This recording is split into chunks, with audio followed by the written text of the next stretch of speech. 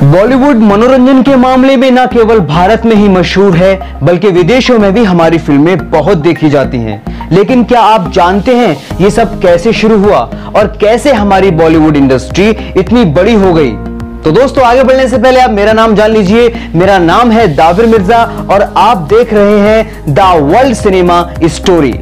Channel को subscribe कर लीजिए, बेल आइकन को क्लिक कर दीजिए ताकि आने वाला वीडियो आपसे छूट ना जाए। फेसबुक और इंस्टाग्राम पे हमें फॉलो कर लीजिए। चलिए आज का वीडियो शुरू करते हैं। बॉलीवुड हिस्ट्री क्या है और कैसे इसका सफर शुरू हुआ? वैसे तो आज हमारे देश के विभिन्न क्षेत्रों में क्षेत्रीय भाषाओं में हर साल सैकड़ों फिल्में बनती हैं, लेकिन इंडियन सिनेमा की शुरुआत की थी उन्होंने, जिन्हें फादर ऑफ बॉलीवुड कहा जाता है, फादर ऑफ इंडियन सिनेमा कहा जाता है, मिस्टर दादा साहब फाल्के, जिन्होंने अपनी पहली पूरी फीचर फिल्म राजा हरिश्चंद्र रिलीज की थी 1913 में। हालांकि ये एक साइलेंट फिल्म थी। इस फिल्म में दादा साहब न केवल प्रोड्यूसर थे बल्कि उन्होंने फिल्म को डायरेक्ट भी किया था और वही कैमरामैन भी थे। साथ ही मेकअप से लेकर एडिटर का काम भी उन्होंने ही किया था। दादा साहब ने 1913 से लेकर 1918 के बीच कुल मिलाकर 23 फिल्में बनाई। बहरहाल इंडियन सिनेमा की उस वक्त इतनी ग्रोथ नहीं हुई थी जितनी की होनी चाहिए थी, लेकिन फिर धीरे धीरे इंडस्ट्री दर्शकों में जगह बनाने लगी। 1920 के दशक के शुरुआत में और भी बहुत सी प्रोडक्शन कंपनीज मार्केट में आईं और उस वक्त ज्यादातर ऐतिहासिक और पौराणिक कथाओं पर आधारित फिल्में ही बनती थी। हालांकि बॉलीवुड उस समय तक अपनी अलग पहचान बना चुका था, लेकिन उतना जल्दी मशहूर नहीं हुआ था जितना जल्दी हॉलीवुड हो गया था। और उस वक्त हॉलीवुड की एक्शन फिल्में भारत में लोग देखने लगे थे। हमने कई बार ये सवाल पढ़ा होगा और लोगों से सुना भी होगा कि भारत की पहली बोलती फिल्म का क्या नाम है, जिसमें साउंड ट्रैक भी था। चलिए फिर जान लेते हैं। यह फिल्म थी अर्देशीर ईरानी द्वारा बनाई गई आलम आरा, जो कि साल 1931 में रिलीज हुई थी। इस फिल्म की ज्यादा जानकारी अगले एपिसोड में दी जाएगी। बॉलीवुड में एक नया दौर शुरू हो गया था।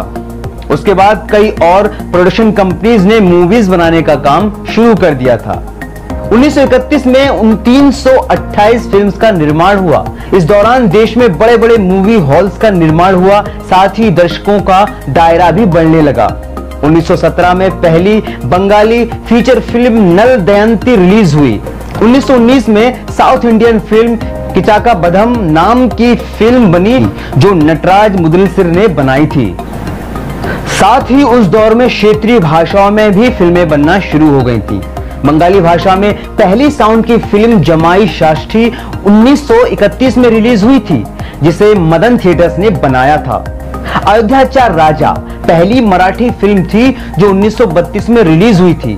फिर एक नया दौर शुरू हुआ जब आधुनिक बॉलीवुड की शुरुआत हुई थी, और वो दौर था 1947 का, जब सत्यजीत रे और बिमल रॉय जैसे फिल्म मेकर्स ने उस दौर में जी रहे लोगों की जीवन शैली और रोजमर्रा की जिंदगी में आ रही समस्याओं पर फिल्म्स बनाई और फिल्मों को सामाजिक जिंदगी का एक आईना बना दिया।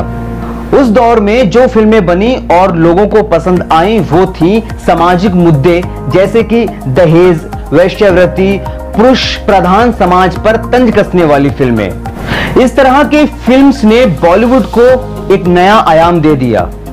60 के दशक में नए डायरेक्टर्स जैसे कि ऋत्विक घटक, मृणाल सेन सामान्य आदमी की जिंदगी में आने वाली समस्याओं पर फिल्म्स बनाई, और उस समय में बनने वाली फिल्म्स ऐसी थीं जिन्हें अंतर्राष्ट्रीय मंच पर प्रदर्शित किया जा सकता था।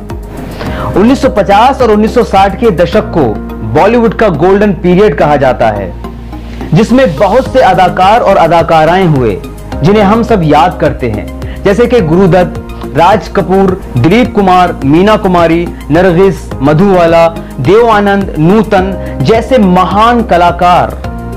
1970 के दशक में राजेश खन्ना, धर्मेंद्र, हेमा मालिनी जैसे कलाकार हुए, और इस दौर की फिल्मों को मसाला मूवीज के तौर पर देखा जाता है। एक ऐसी फिल्म जिसने अमिताभ बच्चन को सुपरस्टार बना दिया था। जी हां, 15 अगस्त 1975 को रिलीज हुई शोले उस दौर की बड़ी फिल्म थी। 1980 का दशक जिसमें महिला डायरेक्टर्स मीना नायर, अपर्णा सेन और साथ ही मुजफ्फर अली की फिल्म उमराव जान को कैसे भूल सकते हैं, जिसमें रेखा की जबरदस्त अदाकारी ने सबका दिल लूट लिया था। फिर शुरू हुआ 90s का दौर और इस समय तक बॉलीवुड फिल्म्स बनाने की तकनीक में भी लगातार सुधार होता चला गया। 1990 के दशक में शाहरुख खान, सलमान खान, अजय देवगन, अक्षय कुमार, आमिर खान, माधुरी दीक्षित, जूही चावला, चिरंजीवी जैसे कलाकार आए। शानदार साल रहा 2008, जब AR रहमान को स्लमडॉग मिलियनेयर के लिए ऑस्कर मिला था। आज बॉलीवुड बहुत बदल गया है।